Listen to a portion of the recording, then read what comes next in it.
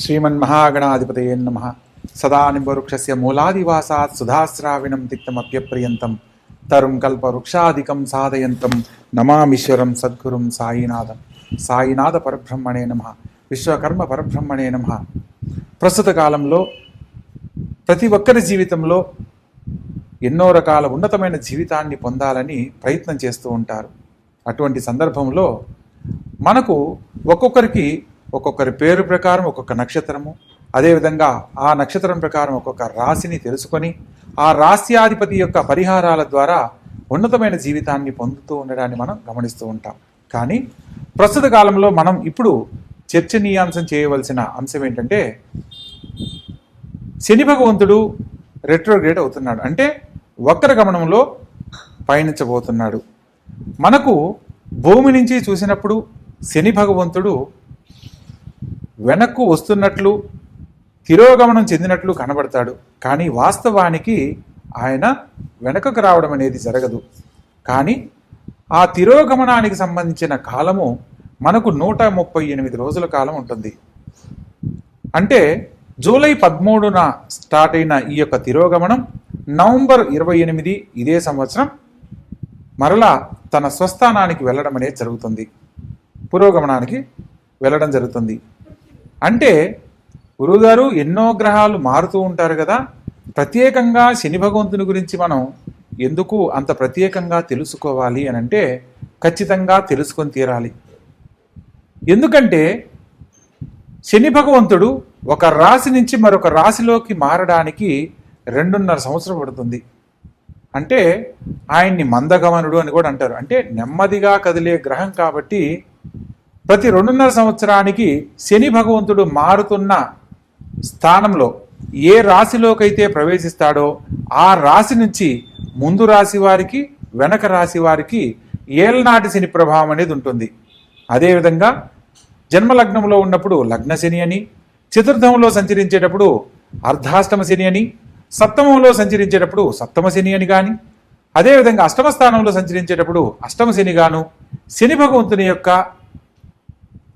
ఇబ్బందులు, ఆయన పెట్టే బాధలు రకరకాలుగా మనం అనుభవించి తెలుసుకోవడానికి అవకాశం ఉంటుంది. కానీ నవగ్రహాలలో అత్యంత ఆధిపత్యం ఉన్న గ్రహాన్ని కూడా మనం చెప్పుకునే అంశాలలో శని భగవంతునికి ఎంతో ప్రాధాన్యత ఉంది. మనం అనుసరించే విధానాన్ని బట్టి, దైవానుగ్రహాన్ని బట్టి ఆయన అనుగ్రహంతో ఉన్నతమైన జీవితాన్ని పొందేదానికి కూడా అవకాశం ఉంది.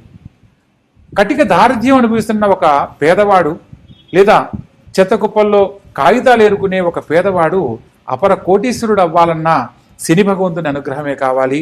అపర కోటీశ్వరుడైన వాడు కటిక దారిద్ర్యాన్ని అనుభవించే స్థితికి రావడానికి కారణము కూడా శని భగవంతుని వల్ల మాత్రమే జరుగుతుందనేది మనం తెలుసుకోవచ్చు. ఈయన్ను న్యాయాధిపతిగా, ధర్మ కార్యాచరణుడిగా కూడా మనకు జ్యోతిష్ శాస్త్రం తెలియజేస్తుంది. ఎవరైతే వారి వారి ధర్మాలను కట్టుబడి ఆచరిస్తూ ఉంటారో వారికి ఆయన ఎప్పుడూ కూడా ఆత్మీయుడు, అనుసరణీయుడు. వారి అనుకూలతకు సంబంధించిన ప్రతిదీ కూడా ఆయన అనుగ్రహించడం జరుగుతుంది. ఎవరైతే ధర్మాన్ని తప్పి ప్రవర్తిస్తారో వారికి పూర్వజన్మ కృతం పాపం అన్నట్లు చేసుకున్న ప్రతి కర్మను మరలా తిరిగి వాళ్ళు తెలుసుకొని అనుభవించేలా చేయగలిగిన సత్తా కలిగిన వాడు ఆ శని భగవంతుడు. అటువంటి శని భగవంతుని యొక్క అనుగ్రహాన్ని పొందడానికి ముందు ప్రస్తుతము మీనరాశిలో సంచరిస్తున్న శని భగవంతుడు ఇదే సంవత్సరం 2025 మార్చి 29న మీనరాశిలోకి కుంభరాశి నుంచి ప్రవేశించడం జరిగింది. తిరోగమనంలో మనకు కుంభరాశిలో సంచరిస్తున్నట్లుగా గనక మనం గమనించినట్లయితే, ప్రస్తుతం జరుగుతున్న కాలగమనంలో శని భగవంతుడు తిరోగమనానికి సంబంధించిన ఎటువంటి ఫలితాలు ఇస్తాడో మనం తెలుసుకుందాం. ప్రతి 30 సంవత్సరాలకు అదే రాశిలో సంచరిస్తూ ఉంటాడు. అంటే ప్రస్తుత కాలంలో తిరోగమనంలో కుంభరాశిలో సంచరిస్తూ ఉన్నాడు. అంటే ఏళ్ళనాటి శని ప్రకారం ప్రస్తుతము కుంభరాశి వారు మరియు మీనరాశి వారు, అదేవిధంగా మేషరాశి వారు ఎదుర్కొంటూ ఉన్నారు. ప్రత్యేకంగా మీనరాశి నుంచి తిరోగమనంలో కుంభరాశిలోకి సంచరించే విధంగా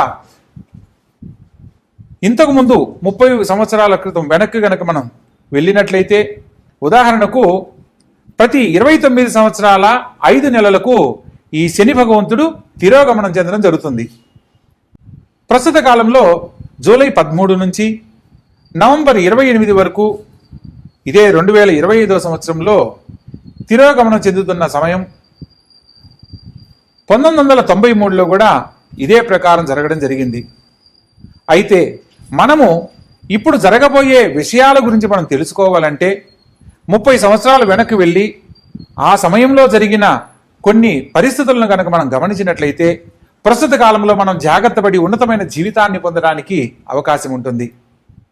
1993లో ఈ యొక్క శని భగవంతుడు మీనరాశి నుంచి కుంభరాశిలోకి తిరోగమనం చెందే సందర్భంలో జరిగిన విపత్తుల గురించి మనం కొన్ని చర్చించుకుందాం. 1993లో ప్రత్యేకంగా బాబ్రీ మసీదుకు సంబంధించిన కూల్చివేతకు సంబంధించిన కొన్ని అంశాలు జరగడం, మత కల్లోలాలకు సంబంధించిన కొన్ని ఇబ్బందులు ఎదుర్కోవడం, ఆర్థికపరమైన సమస్యలతో సతమతమవడం ప్రత్యేకంగా మనం గమనించాం. అదేవిధంగా 1993 ఫిబ్రవరిలో వరల్డ్ ట్రేడ్ సెంటర్కి సంబంధించిన కూల్చివేతకు సంబంధించిన ఘటన కూడా జరిగింది ఈ యొక్క శని భగవంతుడి తిరోగమనంలోనే. అక్కడి నుంచి మరలా కొంత 30 సంవత్సరాలకి 29 సంవత్సరాల 5 నెలలు వెనక కనుక వెళ్ళినట్లయితే 1964లో ప్రత్యేకంగా పండిత్ జవహర్లాల్ నెహ్రూ గారు మరణించడము, అదే సందర్భంలో లాల్ బహదూర్ శాస్త్రి ప్రధానమంత్రిగా ఎన్నిక కావడము, ప్రపంచ దేశాలలో ఆర్థిక పరిస్థితులకు సంబంధించిన కొన్ని నూతన ఆలోచనలు వెలుగులోకి రావడం కూడా జరిగింది. అదేవిధంగా మనం ఇలా గనక చెప్పుకుంటూ వెళ్ళినట్లయితే శని భగవంతుడు తిరోగమనంలో మన జీవితానికి సంబంధించి కొన్ని ఫలితాలను పొందాలి అని అంటే మన యొక్క పూర్వం భవిష్యత్తుకు సంబంధించి తెలుసుకునే అంశాలలో గతం జరిగిన విషయాలను గుర్తు చేసి భవిష్యత్తులో ఎటువంటి ఉన్నతమైన జీవితాన్ని పొందగలమో తెలియజేస్తూ ఉంటాడు. ప్రత్యేకంగా శని భగవంతునికి సంబంధించిన ఇచ్చే ఫలితాల్లో ఆలస్యం ఉంటుంది.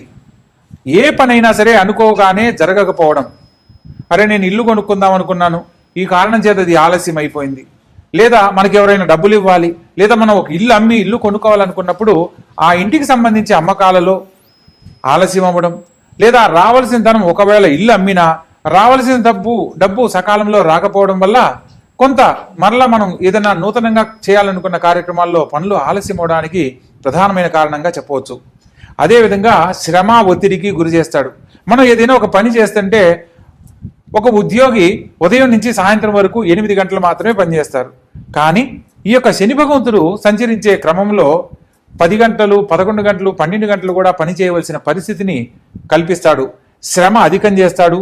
పనుల వల్ల ఒత్తిడిని, మానసికంగా మనిషిని కొంచెం కృంగదీసే విధంగా పరిస్థితులు ఎదుర్కోవడం అనేది ఖచ్చితంగా జరిగి తీరుతుంది. అదేవిధంగా కొంత దైవ చింతనకు లోనయ్యేలా కూడా చేస్తాడు. మనము ఎప్పుడైతే భగవద్భక్తికి దగ్గరవుతామో ఆ సందర్భంలో శని భగవంతుని అనుగ్రహాన్ని పొందేందుకు కూడా అవకాశం లభిస్తుంది. అదేవిధంగా కొన్ని సందర్భాల్లో నిరీక్షణ, మన జీవితం మీద మనకు ఆలోచన లేకుండా కూడా చేసే సందర్భాలు ఎన్నో ఉన్నాయి. అరే నాకే ఎందుకు జరుగుతుంది, నేనే ఎందుకు ఇలా ఉన్నాను, నాతో పాటు ఉన్న వాళ్ళందరికీ త్వరగా ఉద్యోగాలు వచ్చాయి, లేదా నాతో పాటు ఉన్న వాళ్ళందరికీ త్వరగా వివాహాలైనవి, నాకే ఎందుకు ఇలా జరుగుతుంది అని మనలో మనమే నాకు ఈ జీవితం అవసరమా అనే సందర్భాలు కూడా ఎదుర్కొన్న సందర్భాలను మనం ఎంతోమందిని గమనించవచ్చు. ఇట్లా ప్రతి ఒక్కరి జీవితంలో శని భగవంతుడు వారి వారి జాతక చక్రాలలో శని భగవంతుడు సంచరించే స్థానాన్ని బట్టి ఒక్కొక్క ఫలితాలను ఎదుర్కొనే విధంగా చేయడం జరుగుతుంది.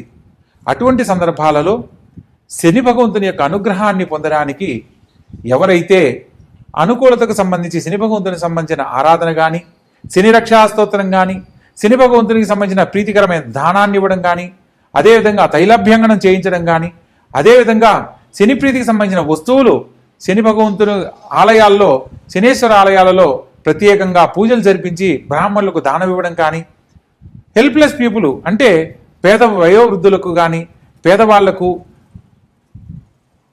అంధత్వంలో ఇబ్బంది పడుతున్న వారికి, అందులకు వీళ్ళందరికీ కూడా సేవ చేయడం ద్వారా కూడా శని భగవంతుని యొక్క అనుగ్రహాన్ని వెంటనే పొందేందుకు అవకాశాలు ఎన్నో ఉన్నట్లు మనకు జ్యోతిశాస్త్రం వివరంగా తెలియజేస్తుంది.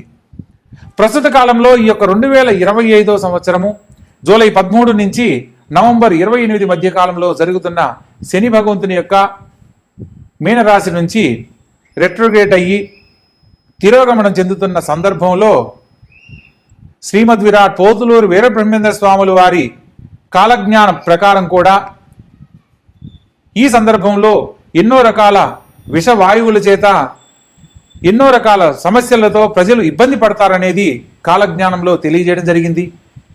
ప్రత్యేకంగా ఈ సంవత్సరం మనము ఎందుకు గత సంవత్సరంలో అంతకుముందు జరిగిన ఎందుకు చర్చనీయాంశం చేసుకున్నామంటే, ప్రస్తుత కాలంలో కూడా ఇదే సంవత్సరం మార్చిలో శని భగవంతుడు కుంభరాశి నుంచి మీనరాశిలోకి ప్రవేశించడం జరిగింది.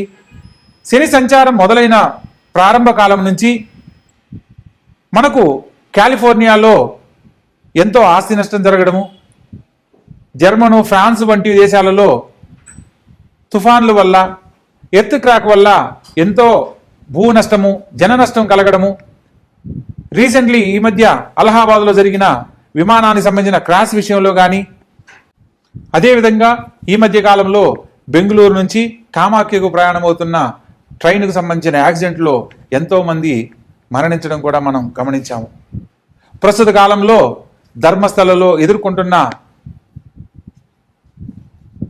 ఒక నిగూఢమైన రహస్యం బయటపడము, ఎంతోమంది ఎక్కడెక్కడి నుంచో భారతావనులు కావచ్చు, విదేశీయులు కావచ్చు, స్త్రీలకు సంబంధించిన అవమానాలతో మరణించిన వాళ్ళు, అత్యాచారాల వల్ల మరణించిన వాళ్ళను కొన్ని సందర్భాలలో, అదేవిధంగా ప్రస్తుత కాలంలో ధర్మస్థలలో జరిగిన అరాచకాల గురించి వెల్లడవుతున్న విషయాన్ని అందరికీ తెలిసిన విషయమే. ఎంతోమంది స్త్రీలు అఘాయిత్యాల పాలై మరణించిన వాళ్ళను ఎంతోమందిని మనం తెలుసుకుంటూ ఉన్నాం ప్రస్తుత కాలంలో. ఇవన్నీ కూడా కాలజ్ఞానంలో ఎప్పుడో చెప్పబడినవి. శ్రీమద్ విరాట్ పోతులూరు వీరబ్రహ్మేంద్ర స్వాముల వారు కాలజ్ఞానంలో తెలియజేసిన అంశాలలో ప్రత్యేకంగా ఈ యొక్క 2025 సంవత్సరంలో విషవాయువుల చేత ఎంతోమంది పీడింపబడతారని, మరియు ఎన్నో రకాల ఉపద్రవాలు, ఆకాశంలో వింత నక్షత్రాలు పుట్టడము, తద్వారా ఎన్నో ఘోర అరాచకాలు ప్రారంభమవడము, అదేవిధంగా అగ్నిమాపక సంబంధమైన ప్రళయాలు జరిగే అంశాలు ఎన్నో జరగబోతున్నట్లుగా మనకు కాలజ్ఞానంలో తెలియజేయబడింది. ప్రస్తుత కాలంలో మనం గమనిస్తున్న అంశాలలో కూడా జరుగుతున్న విపత్తులను కనుక గమనించినట్లయితే కాలజ్ఞానంలో చెప్పినది ఏది కూడా మిస్ కాకుండా జరుగుతున్నాయి. అటువంటి సందర్భంలో మనం శని భగవంతుణ్ణి ఆరాధించే విధానం తెలుసుకొని ప్రత్యేకంగా ప్రతి ఒక్కరూ కూడా వారిని కాపాడుకుంటూ వారి కుటుంబాలను కూడా కాపాడుకునేందుకు చక్కని అవకాశాలు మనకు జ్యోతిష్ శాస్త్రం వివరంగా తెలియజేయబడింది. కాబట్టి ఒక్కొక్క రాసుల వారీగా ఈ యొక్క శని భగవంతుని సంచార ఫలితాలను బట్టి అనుకూల పరిస్థితులు, ప్రతికూల పరిస్థితులను తెలుసుకొని ఆ స్వామిని ఆరాధించే విధానంతో ప్రతి ఒక్కరూ ఉన్నతమైన జీవితాన్ని పొందాలని కోరుకుంటున్నాను. ఇక ఒక్కొక్క రాసుల వారీగా వివరంగా తెలుసుకుందాం. మనము ఈ యొక్క ద్వాదశ రాశుల గురించి తెలుసుకునే అంశంలో మీనరాశిలో సంచరిస్తున్న శని భగవంతుడు తిరోగమనం చెందినప్పుడు ఈ యొక్క మేషరాశికి 11వ స్థానాధిపతి అవుతాడు. లాభస్థానంలో ఈ యొక్క శని భగవంతుడు సంచరించే క్రమంలో అనుకున్న ప్రతి పనిలో కూడా ఆలస్యంగా శుభ ఫలితాలు పొందడం జరుగుతుంది. ఈరోజు కావలసిన పనిని రేపటికి వాయిదా పడే విధంగా పరిస్థితులు ఎదురవుతూ ఉంటాయి. అదేవిధంగా ముఖ్యమైన విషయాలలో జాప్యం అవ్వడమే కాకుండా అనుకోని ప్రయాణాలు, వ్యయ ప్రయాసలతో కూడిన ప్రయాణాలు ఏర్పడతాయి. ప్రత్యేకంగా అనుకోని ఖర్చులు ఎదురవుతాయి. ముఖ్యమైన విషయాలలో పనులు ఆలస్యం అవ్వడమే కాకుండా అనుకున్న పనులు కాకపోవడం లాంటివి జరుగుతూ ఉంటాయి. ప్రత్యేకంగా ఎవరైతే ఈ యొక్క సమయంలో శని భగవంతుణ్ణి ఆరాధించే విధానం తెలుసుకొని భక్తితో ఆయన్ను వేడుకుంటారో వారికి సకాలంలో ఉన్నతమైన జీవితాన్ని పొందే అనుకూలత లభ్యమవుతుంది. ప్రత్యేకంగా శని భగవంతుణ్ణి ఆరాధించే క్రమంలో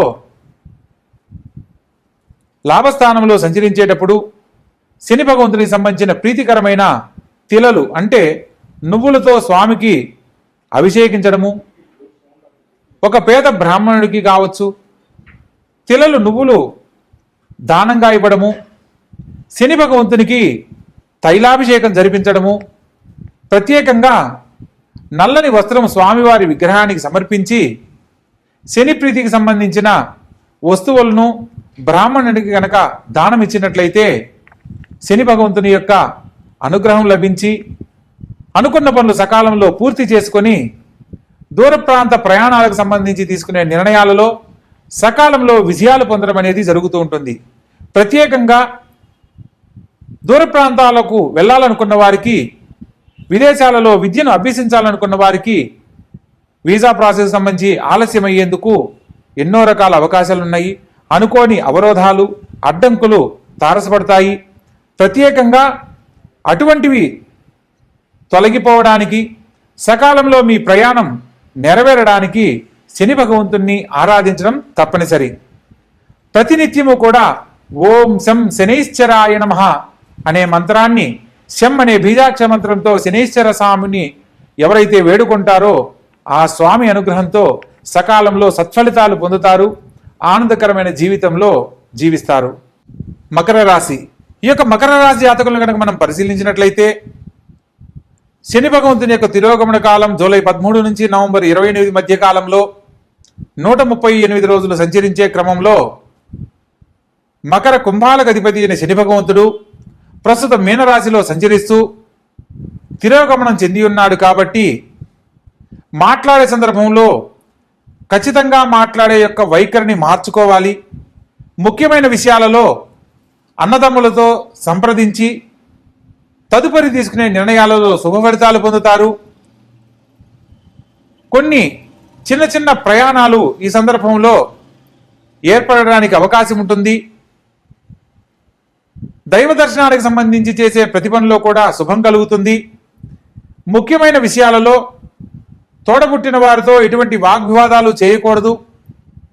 కొన్ని సందర్భాలలో ప్రస్తుత కాలంలో మీరు తీసుకునే నిర్ణయాలన్నీ మీరు చేసే పనులో ఎటువంటి తప్పు ఉండదు అనే భావనతోటి, లేదా మీకు తెలిసింది కరెక్ట్ అయినప్పుడు ఇంకెవరినన్నా ఎందుకు అడగడం అనే ఒక నిర్ణయంతో కొన్ని సందర్భాలలో మీరు ఖచ్చితమైన మనస్కులయ్యి ప్రవర్తించడం జరుగుతుంది. అన్ని సందర్భాలలో మీరు తీసుకునే నిర్ణయాలు అనుకూలంగా ఉండవు అన్న సత్యాన్ని కూడా తెలుసుకోవాలి. ఒకవేళ మీరు తీసుకునే నిర్ణయం కరెక్ట్ అయినప్పటికీ కొన్ని సందర్భాలలో వ్యతిరేకతలు ఎదుర్కోవడానికి అవకాశం ఉంది. కాబట్టి మాట్లాడే సందర్భంలో కానీ, ఎదుటివారికి మాటిచ్చే సందర్భంలో కానీ ఆలోచించి నిర్ణయం తీసుకొని ముందడుగు వేయాలి. అదేవిధంగా ఆరోగ్య విషయంలో ఒకటి జాగ్రత్తలు పాటించాలి. ముఖ్యమైన విషయాలలో సోదర వర్గీయులతో సంప్రదింపులు జరిపి తదుపరి నిర్ణయం తీసుకోవడం ఉత్తమము. ఆర్థిక పరంగా ఒక చక్కని అవకాశం మీకు ఎంతో దోహదపడుతుంది. ముఖ్యమైన విషయాలలో మాట్లాడే సందర్భంలో ఆచితూచి వ్యవహరించాలని మరొకసారి సూచనగా తెలియజేయడం జరుగుతుంది. ప్రత్యేకంగా సాహసోపేతమైన పనులు మిమ్మల్ని ఎంతో ఆకర్షిస్తాయి. ఈ సందర్భంలో అటువంటి పనులు చేయబోయే ముందు కొంత ఆలోచించి నిర్ణయం తీసుకోవాలి. ఆర్థికపరమైన సమస్యలు, ఖర్చులు అధికమవడం వల్ల ఇబ్బందులుగా ఎదురయ్యేందుకు అవకాశం ఉంది. కాబట్టి ధన సంపాదన విషయంలో ఎటువంటి జాగ్రత్తలు తీసుకుంటున్నారో ఖర్చును నియంత్రించే విషయంలో కూడా అటువంటి జాగ్రత్తలు తప్పనిసరిగా తీసుకోవాలి అన్న సూచనను తెలియజేయడం జరుగుతుంది. ఈరోజు 10 రూపాయలు వచ్చాయి, సో ఈరోజు 1 లక్ష రూపాయలు వచ్చింది. మనం ఈ 1 లక్ష రూపాయలను ఏదైనా అప్పటికప్పుడు ఏదైనా ఒక పనికి ఉపయోగించాలని, లేదా ఒక వస్తువును కొనడానికి ఉపయోగించే ముందు తర్వాత రాబోయే కాలంలో ఇబ్బందిని ఎదుర్కొనడానికి కొంత డబ్బులు సేవింగ్స్ రూపంలోను, కొంత మీ అవసరం నిమిత్తం ఉపయోగించుకోవడం వల్ల భవిష్యత్ తరాల వారికి కానీ, మీ భవిష్యత్తుకు సంబంధించిన ఏ అవసరంలో కూడా ఆర్థికపరమైన సమస్య ఎదురవ్వదు అన్న సత్యాన్ని తెలుసుకోవచ్చు. కాబట్టి ముఖ్యమైన విషయాలలో మీరు కోరుకున్న విధంగా ఈ సమయంలో శుభం జరగడానికి శని భగవంతుని ఆరాధించే అంశాలలో ప్రతి శనివారం నాడు శని భగవంతుని యొక్క ఆలయంలో ఒక చిన్న నల్లని వస్త్రాన్ని సేకరించి అందులో నువ్వులు వేసి దాన్ని ఒక చిన్న ముడుపులాగా కట్టి నువ్వుల నూనెలో తడిపి ఆ వస్త్రాన్ని దీపంగా వెలిగించి శని భగవంతుని ముందు ఓం శం శనైశ్చరాయ నమః అనే మంత్రాన్ని గనక చెప్తూ మీ మనసులో ఉన్న కోరికను గనక చెప్పుకున్నట్లయితే ఆ వస్త్రం ఎలా అయితే దహించుకుపోతుందో అగ్నిలో మీ యొక్క సమస్య కూడా అలా తొలగిపోతుంది. స్వామివారికి దగ్గర పాదాల దగ్గర ఎప్పుడైనా సరే నమస్కారం చేసుకునేటప్పుడు శని భగవంతుని యొక్క విగ్రహాన్ని తాకరాదు అన్న సత్యాన్ని తెలుసుకోవాలి. మనం తాకకుండా నమస్కారం చేసుకుని మనసులో ఉన్న సంకల్పాన్ని చెప్పుకోవాలి. ప్రత్యేకంగా శని భగవంతునికి నమస్కారం చేసుకున్న వెంటనే వెళ్ళి కాళ్ళు కడుక్కోవడం అనేది సరి అయిన పద్ధతి కాదు. నవగ్రహాల ఆధిపత్యంతోనే మన జీవితంలో ఎన్నో రకాల గొప్ప స్థితిగతులను పొందబోతున్నాం. అదేవిధంగా ఎప్పుడైతే మనం కాళ్ళు కడుక్కోవాలి అని కనుక మీకు సందేహం ఏర్పడినట్లయితే ఒక సందర్భంలో ఖచ్చితంగా కడుక్కోవాలి. ప్రత్యేకంగా మీ యొక్క శని భగవంతుని యొక్క అనుగ్రహం లేక ఇబ్బందులు పడుతున్నట్లయితే శని భగవంతునికి దానాన్ని ఎప్పుడైతే బ్రాహ్మణుడికి ఇస్తారో ఇచ్చిన దాన ఫలితాన్ని పొందడానికి అప్పుడు మాత్రమే తప్పనిసరిగా కాళ్ళు కడుక్కోవాలి. ప్రత్యేకంగా ప్రదక్షిణ చేసిన ప్రతిసారి కాళ్ళు కడుక్కోవాల్సిన అవసరం లేదు. శని భగవంతుని ఆలయ సందర్శనం చేసినప్పుడు తదుపరి శివ దర్శనం కానీ హనుమత్ దర్శనం కానీ చేసుకుని తరువాత మాత్రమే నేరుగా ఇంటికి వెళ్ళాలి అన్న సత్యాన్ని తెలుసుకోవాలి. చాలామంది ఈ విషయం తెలియక శని భగవంతునికి నమస్కారం చేసుకొని వెంటనే వెళ్ళి కాళ్ళు కడుక్కుంటూ ఉంటారు. ఆ కడిగిన పుణ్యమంతా ఆ తిరిగిన ప్రదక్షిణ పుణ్యఫలితం అంతా కాళ్ళు కడగంతో పాటే పోతుంది.